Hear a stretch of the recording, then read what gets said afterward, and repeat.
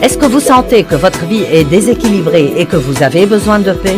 Eh bien, restez avec nous aujourd'hui et apprenez comment vous pouvez contrôler votre vie plutôt que de laisser votre vie vous contrôler. Tout de suite à l'antenne.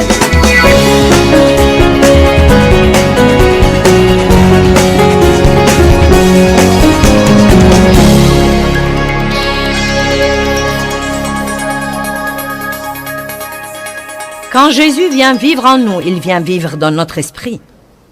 C'est la partie la plus profonde de notre être. Vous êtes un esprit, je suis un esprit, nous avons une âme. Nous vivons dans un corps. Vous voyez mon corps. Vous ne pouvez pas voir mon âme de vos yeux physiques, mais vous pouvez voir ce qui sort de mon âme, ou vous pouvez sentir ce qui sort de mon âme. Parce que votre âme est votre pensée, votre volonté et vos émotions. Elle vous dit ce que vous pensez, voulez et ressentez, mais elle ne vous dit rien sur Dieu.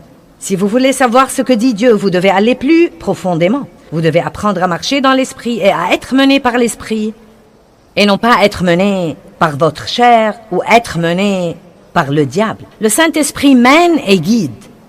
Le diable essaye de nous pousser, la chair essaye de nous pousser, elle essaye de nous forcer, de nous manipuler. Mais le Saint-Esprit est doux et il nous mène et nous guide. Il y a donc plusieurs domaines où nous devons avoir des frontières. Et quand nous aurons ces frontières, nous jouirons bien davantage de notre vie. Combien d'entre vous aimeraient jouir de leur vie plus qu'ils n'en jouissent en ce moment? Bon. Eh bien, la première chose dont nous allons parler et en finir, car je sais que vous ne voulez pas en parler, c'est le comportement alimentaire. Vous ne croyez pas que c'est gentil que j'ai décidé d'en finir depuis le début? Nous devons assumer la responsabilité de nos vies et la responsabilité de nos appétits et arrêter de laisser la fourchette nous mener à la baguette. C'est très navrant quand il y a un morceau de tarte sur une table que vous laissiez ce morceau de tarte vous dicter vos actions. Amen. Quelqu'un m'a offert un jour un paquet de cacahuètes enrobées de chocolat car il a su que je les aimais. S'il vous plaît, ne m'en envoyez plus. Donc quelqu'un me les a offerts et je les ai aimés. Et la première erreur que j'ai faite était de les prendre et de les cacher dans une partie du réfrigérateur, dans le beurrier précisément. C'était dans la porte du frigo et ce n'était pas transparent. On ne voyait pas ce qu'il y avait dedans. C'était mes cacahuètes enrobées de chocolat. J'avais décidé de bénir ma chair de l'une d'elles tous les soirs après le dîner. Mais vous savez, la chair est plutôt folle. Et elle n'est jamais satisfaite de ce que vous lui donnez. Pas pour longtemps. Vous lui donnez une, elle en veut deux. Vous lui donnez deux, elle en veut trois. Donc pendant, je ne sais pas, quelques jours, une cacahuète me suffisait. Et peu de temps après, ma chair m'a dit, j'en veux deux. Puis elle m'a dit trois. Puis elle est arrivée au point où j'achetais des cacahuètes enrobées de chocolat et je les cachais dans le frigo. Et ça empirait et je me rappelle de soirées où je me levais de la table tellement repue que je pouvais à peine bouger et ma chair me disait « Je veux ma cacahuète ». Combien d'entre vous comprennent que je laissais ces cacahuètes me mener à la baguette et que ce n'est pas la vie que Dieu veut pour nous et que ce n'est pas la liberté? Parce qu'il y avait une partie de moi qui me forçait à faire quelque chose que notre partie de moi ne voulait pas. Je pouvais prier là-dessus autant que je voulais, mais j'ai dû prendre la décision de prendre le contrôle de mon âme. 1 Corinthiens 6, 12. Toutes choses me sont permises, admissibles et légitimes, mais toutes choses ne sont pas bonnes et utiles. Toutes choses ne sont pas opportunes et profitables tout compte fait. Toutes choses me sont légitimes, mais je ne me laisserai asservir par rien ou être sous son emprise. Donc voici plutôt ce que dit Paul. Il dit « Je peux essentiellement faire tout ce que je veux ». La parole de Dieu n'est pas une prison pour moi. L'Esprit de Dieu ne m'emprisonne absolument pas. C'est une frontière pour ma vie, et une frontière qui dit « Si tu fais ce que je te dis de faire, tu t'épargneras des ennuis ». Mais Paul dit « Je peux faire tout ce que je veux faire ». Cependant, certaines des choses que je pourrais faire ne sont peut-être pas la meilleure chose pour moi. Donc il dit « Vous savez, je peux sortir d'ici si je veux. Je peux trébucher sur tous les rochers, je peux tomber dans tous les pièges que je veux. Mais à quoi bon vivre comme ça quand Dieu nous montre une meilleure voie ? Qui sait en ce moment, sans que j'ouvre ma bouche pour dire un mot de plus, que s'il fait systématiquement ce que ce livre lui dit de faire, sa vie sera dans une condition bien meilleure qu'elle ne l'est en ce moment. Vous voyez, il y a une chose intéressante à laquelle j'ai commencé à beaucoup penser. Nous vivons dans une époque explosive de connaissances. Non mais tout ce que nous voulons savoir, nous pouvons lancer une recherche Google et la voir. Nous avons la parole à la télé, nous l'avons à la radio, nous avons des CD et des DVD et nous avons des livres et nous avons des séminaires et des conférences et nous avons des églises. Et donc pratiquement nous savons probablement beaucoup plus que quiconque a jamais su dans l'histoire et nous avons plus de problèmes que nous n'avons jamais eu comme société et probablement dans l'ensemble. Les gens mènent des vies moins pieuses que celles d'il y a 100 ans, quand les gens ne savaient pas autant que nous croyons que nous savons.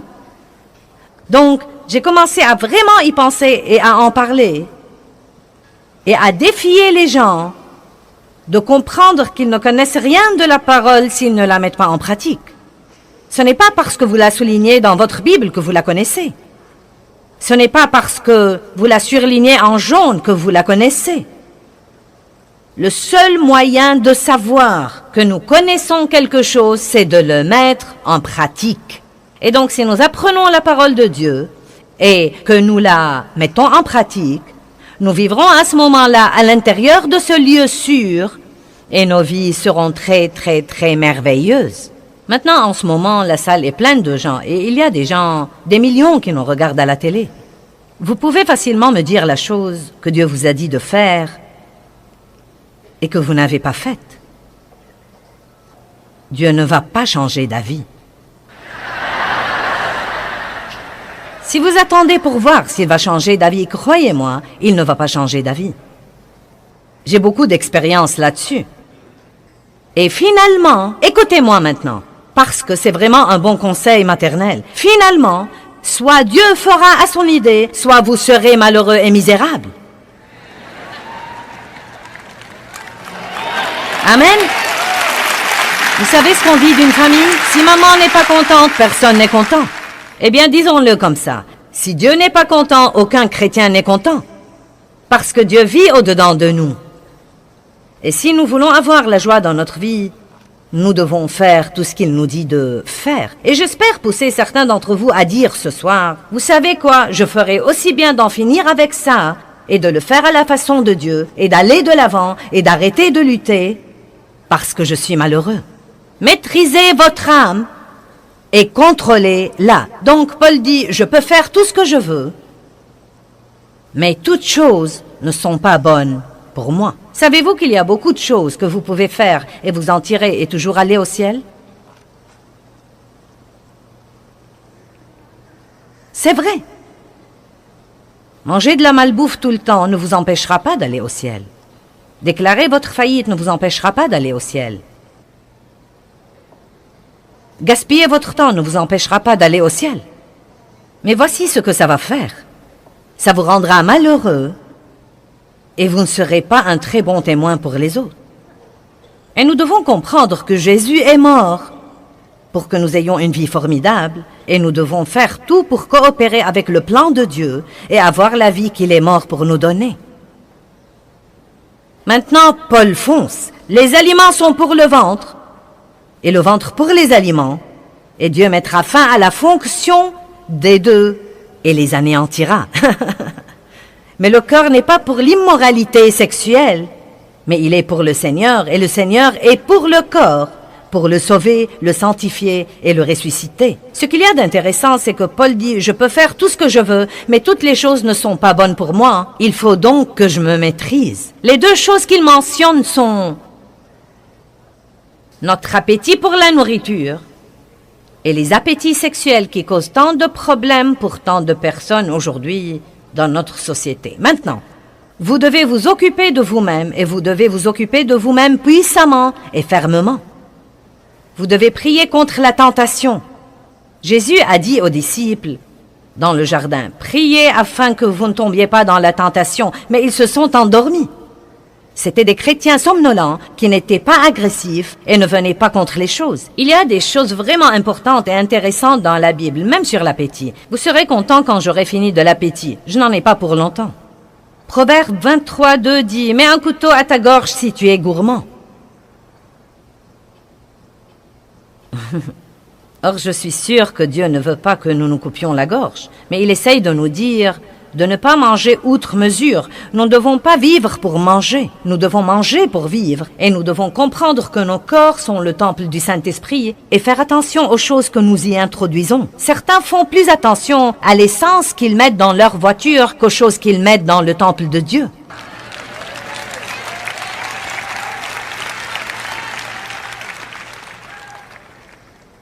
Ensuite, Matthieu 5, 29 dit « Si ta main entraîne ta chute, coupe-la. Si ton œil entraîne ta chute, arrache-le. » Là encore, il ne nous demande pas de couper notre main et d'arracher notre œil et de couper notre gorge. Mais pour moi, ce qu'il dit, c'est « Écoutez, vous devez vous maîtriser. Je vais donc partager avec vous certaines frontières que je me suis imposées dans certaines de mes habitudes alimentaires. Et peut-être que cela vous aidera. Peut-être que vous espérerez vous lever un jour et ne plus vouloir le truc. Ça ne va pas arriver. Peut-être que vous espérez vous lever un jour et ne pas avoir faim. Eh bien, ça ne va pas arriver non plus. Vous devez donc prendre des décisions si vous voulez vous sentir mieux. Combien d'entre vous voudraient se sentir bien quand ils vieilliraient? Ça dépend en grande partie de la manière dont vous vous occupez de vous-même en ce moment. Vous pouvez boire du soda toute la journée et du café toute la journée. Et plus vous vieillissez, plus votre peau va s'abîmer. Mais si vous buvez beaucoup d'eau propre et fraîche, vous serez absolument stupéfié de la beauté de votre peau. Pas seulement maintenant. Vous serez stupéfié de votre énergie. Et je n'essaie pas ce soir de vous donner une leçon de santé. J'ai plein d'autres choses dont je veux vous parler. Mais l'eau constitue 70% de votre corps. Et si vous n'en buvez pas assez, il n'y a pas une cellule ou un organe dans votre corps qui fonctionnera de la façon dont il est censé fonctionner. Eh bien, je n'aime pas l'eau. Eh bien, apprenez à l'aimer. Buvez-la jusqu'à ce que votre corps stupide vous dise « donnez-moi davantage ». Votre corps veut la chose à laquelle il est habitué, donc c'est parti.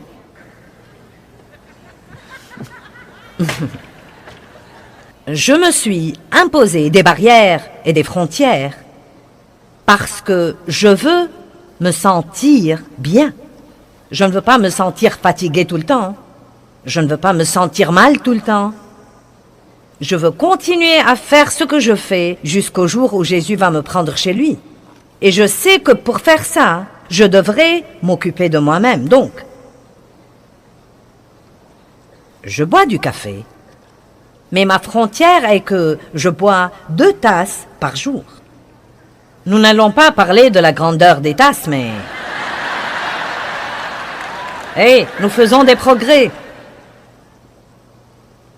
Maintenant, de temps en temps, écoutez-moi, de temps en temps, parce que je ne veux pas que mes frontières deviennent une prison, donc de temps en temps, si je bois mes 2 cafés tôt dans la journée, et que peut-être nous sortons dîner un dîner agréable, et que je veux une 3e tasse de café, je sors de la porte de ma barrière, et je prends cette 3e tasse de café. Mais le jour d'après, je reviens à ma frontière. Vous voyez, ce n'est pas ce que vous faites de temps en temps dans votre alimentation qui va ruiner votre santé. C'est vivre sans frontières tout le temps. Je vais vous donner ce soir une responsabilité. Si vous ne voulez aucune frontière, vous feriez aussi bien de partir maintenant.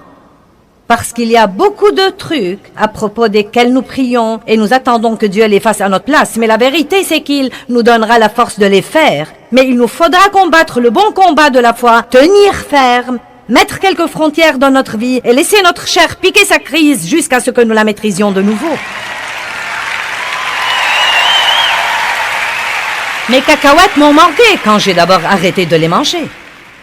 La vérité est que maintenant, je ne pense aux cacahuètes enrobées de chocolat que quand je raconte cette histoire. Et franchement, je pourrais avoir tout un paquet de cacahuètes enrobées de chocolat dans ma chambre. Car beaucoup de fois, soit on m'envoie des douceurs, soit l'hôtel nous donne des douceurs. Et je ne suis même pas tentée de les manger. Mais il y avait un jour où ça a été plus fort que moi. Et croyez-moi, votre chair n'exigera que ce qu'elle a l'habitude d'avoir. Comprenez bien ça. Vous dites, je suis adonné au sucre. Eh bien, vous ne le serez pas si vous l'enlevez de votre corps. Votre chair va piquer une crise. Mais vous vous y habituerez. Et vous serez très content. Eh bien, et les desserts alors? Eh bien, j'ai une frontière de 2 desserts par semaine. Je prends 2 desserts par semaine. Et j'en jouis quand je les prends. Non mais je les attends avec impatience. Et j'en parle. J'ai déjà un gâteau jaune avec un glaçage au chocolat qui m'attend en rentrant à la maison. Et j'en jouirai. Mais vous voyez, je peux faire ça 2 fois par semaine et me sentir toujours bien et avoir toujours le poids que je veux avoir et sentir toujours que je m'occupe de moi-même. La parole de Dieu n'est pas une prison, mais elle nous dit ce que nous devons faire pour nous occuper de nous-mêmes. Mais qu'est-ce qui arrive? Nous mangeons le gâteau, nous aimons le gâteau, donc maintenant notre petite âme se déchaîne et nous voulons du gâteau tous les jours. J'aime la crème fouettée dans mon café et j'ai commencé à boire de la crème fouettée dans mon café. Et peu de temps après, mes pantalons sont devenus serrés. Donc maintenant, je jouis toujours de la crème fouettée dans mon café, mais ma frontière est 1 fois par semaine. Et demain est le jour.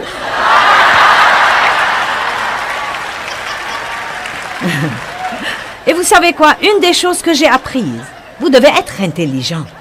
Vous voyez, quand je fais ces conférences, je travaille vraiment dur. Et quand je finis, demain matin, je vous aurai donné tout ce que j'ai. Et ensuite, je dois rentrer à la maison et reprendre des forces pour pouvoir faire une autre conférence le week-end suivant ou le week-end d'après. Et j'aime beaucoup ça. C'est ce que je suis appelée à faire, mais j'ai appris que quand je finis et que je suis fatiguée, je dois faire quelque chose pour moi-même. Parce que sinon, je vais commencer à dire « Je ne fais que travailler ». Donc, vous savez quoi? Cette crème fouettée dans mon café demain va revigorer ma chair. Et ce petit peu de gâteau va revigorer ma chair. Mais je reviendrai ensuite tout droit à ma frontière, car je ne veux pas avoir une âme déchaînée. Allez, est-ce que quelqu'un est avec moi ce soir? Je ne vis pas dans une prison où tout ce que je fais tout le temps, c'est de me priver. Mais je refuse à mon âme le droit de me dominer et de me mener à la baguette tout le temps. Et je crois vraiment que nous sommes tellement excessifs.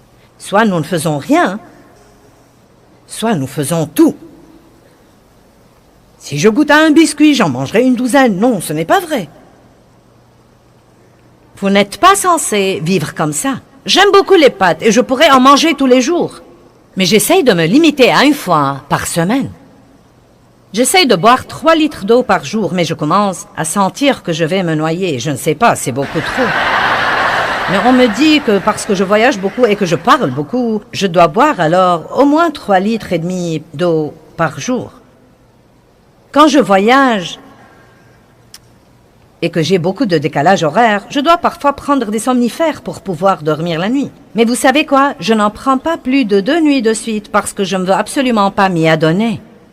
Maintenant, peut-être que certains d'entre vous doivent prendre des somnifères tout le temps. Ce n'est pas une session pour vous donner mauvaise conscience. Mais j'essaie juste de vous faire remarquer que nous ne devons pas former des dépendances et que si nous nous imposons des limites, notre âme ne pourra pas nous dominer ou nous contrôler. Maintenant, là encore, ce n'est pas une session de critique.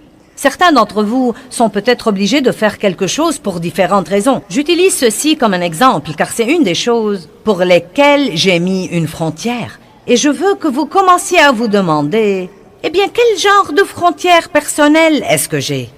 Est-ce que je mets toujours une frontière puis je l'enlève quand elle devient inconfortable?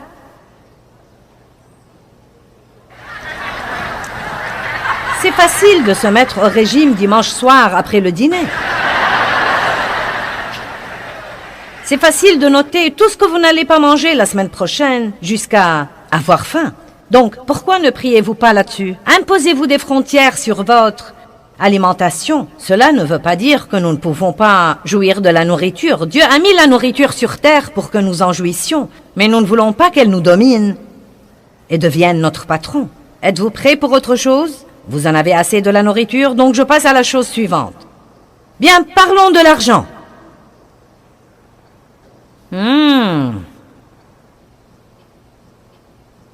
Il y a un autocollant qui dit « Je ne peux pas être à découvert, il me reste encore des chèques. » Et malheureusement, c'est le style de vie de beaucoup de gens.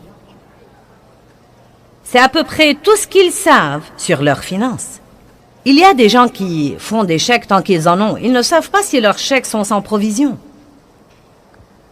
Il y a des statistiques sur les dettes, et je ne vais pas les lire toutes. J'ai une série là-dessus si vous avez des problèmes financiers et que vous voulez vraiment arranger les choses. Et je sais que c'est très populaire, vous savez, de prier pour un miracle d'annulation des dettes. Vous savez, il y a même des gens qui font des séminaires et voyagent ça et là et imposent les mains sur vous pour l'annulation des dettes. Ils disent que si vous donnez à leur ministère, Dieu annulera vos dettes. Je vais vous dire comment vous acquitter de vos dettes. L'opposé de la façon dont vous vous êtes endetté. Amen. Vous avez trop dépensé et vous vous êtes endetté. Maintenant, il faut que vous dépensiez moins pour vous acquitter de vos dettes. Amen. Vous savez, nous menons si souvent des vies désordonnées et nous attendons que Dieu vienne nous délivrer. Mais la vérité, c'est que nous n'apprenons rien s'il fait ça. Or, Dieu est un Dieu qui fait des miracles. Et je ne dis pas qu'il ne fera pas un miracle pour vous acquitter de vos dettes, mais je veux vous dire ceci. Et je le crois de tout mon cœur. Si nous faisons ce que nous pouvons faire, Dieu fera ce que nous ne pouvons pas faire. Mais si nous ne faisons pas ce que nous pouvons faire, donc Dieu ne fera pas ce que nous ne pouvons pas faire. La graine que nous semons, c'est de faire la partie que nous pouvons faire. Et donc, si vous êtes endetté, vous devez demander à Dieu de vous montrer la façon dont vous gaspillez l'argent et les endroits où vous dépensez votre argent. Si vous ne pouvez pas contrôler les cartes de crédit, vous devez arracher cet œil-là, couper cette main-là. C'est exactement ce dont parle ce verset dans Matthieu. Si votre carte de crédit entraîne votre chute, coupez-la. Si vous ne pouvez pas vous débrouiller, si vous allez au magasin et qu'il y a un tas de trucs en solde dont vous n'avez pas besoin, mais vous ne résistez pas à la pancarte 75% de remise parce que vous avez une âme déchaînée, peut-être que certains pensent, je croyais que nous assisterons à une réunion religieuse. C'est précisément le genre de truc dont nous devons parler à l'Église. C'est pourquoi les vies des gens sont un tel gâchis, et c'est pourquoi ils ne sont pas heureux. Et Dieu parle de ce genre de truc. La Bible dit, celui qui emprunte est l'esclave de celui qui prête, et que l'avidité vole la vie des personnes avides. Nous devons arrêter de vouloir tout ce qu'il y a dans le monde, et de le vouloir parce que quelqu'un d'autre l'a, et vouloir encore, et encore, et encore, et être prêt à faire n'importe quoi pour l'avoir.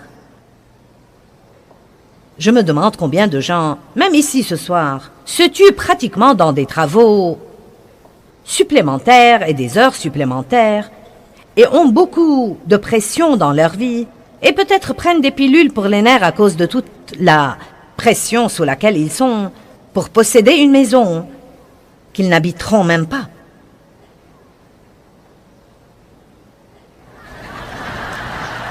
Sauf peut-être pour dormir, s'ils arrivent à dormir.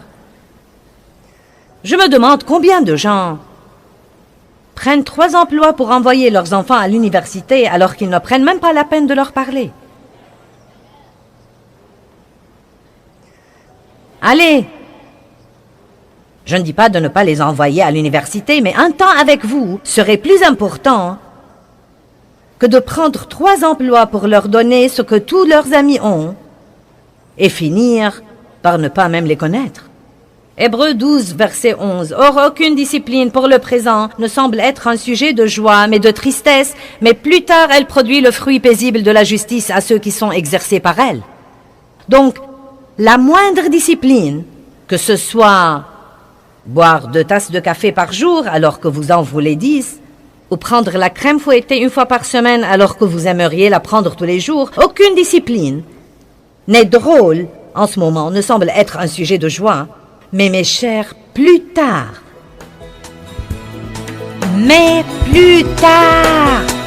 Amen.